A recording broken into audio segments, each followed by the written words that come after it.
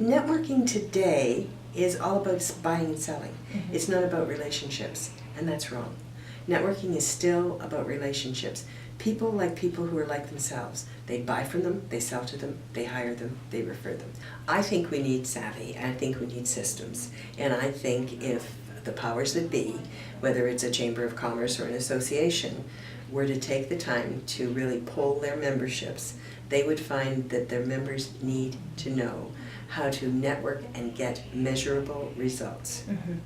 Measurable results mean that if you and I are going to meet, that we're going to continue to find out what that relationship has done. That doesn't mean that you've bought from me or I've sold to you. It means that there is something that happened that benefits both of us because of a relationship. And that is not being taught. You take the time to learn about the other person. So for instance, if I was starting a conversation, hi, my name's Donna Messer and I come from Oakville. Wow, Donna, I've got a friend who lives in Oakville. Aha, now we're starting to build a relationship. So you could say, my friend is working in veterinary medicine. Oh, really? Well, my daughter's in veterinary medicine. What do you do? So we're building a way to create a story. And the story is something that both of us are going to remember.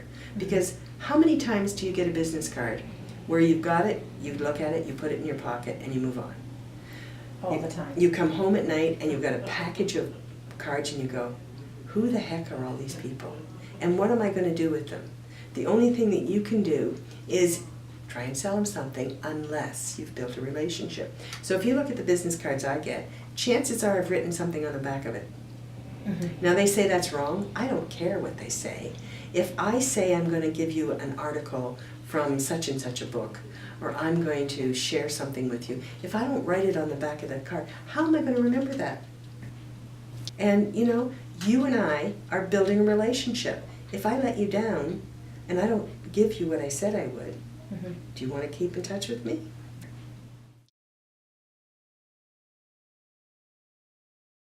And the 30 seconds you give them some sort of cute little thing, and you say, so what does that mean? Because the financial planner will tell you that I give you a lifetime of comfort. It sounds like you make mattresses, you know? So I don't encourage anyone to have that speech. I encourage people to take the time to learn about the person they're talking to. And if that person says, you know, I've got fibromyalgia, then you say, you know what? I know a healthcare professional who specializes in, maybe you could talk to her.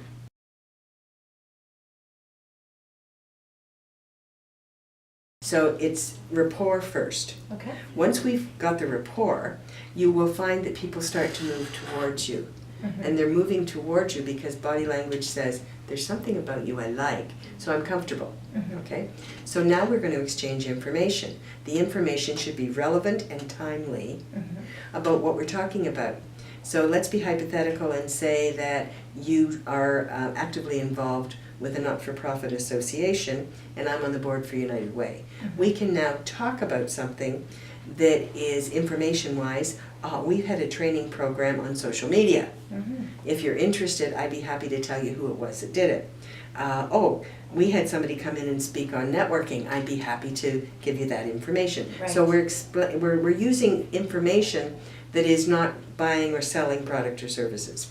So once we've done that, we're starting to feel very comfortable. So now we can move into the solution piece. And the solution piece is, so how do we help each other? What can we do which will add value to the opportunity that you and I have right now?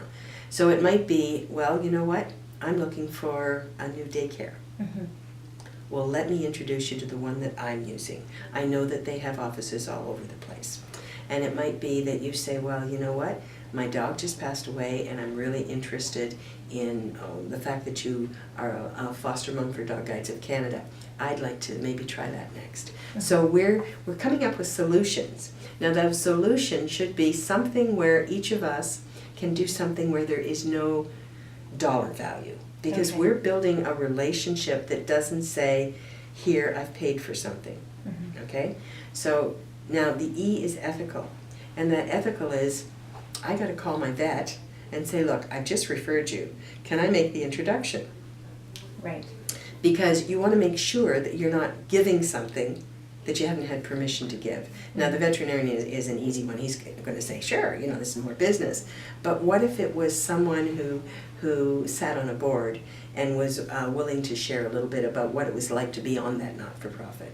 You would have to get permission first. So rapport, information, solutions, ethically. It's called the RISE philosophy. It's systematic, it's measurable, and it works.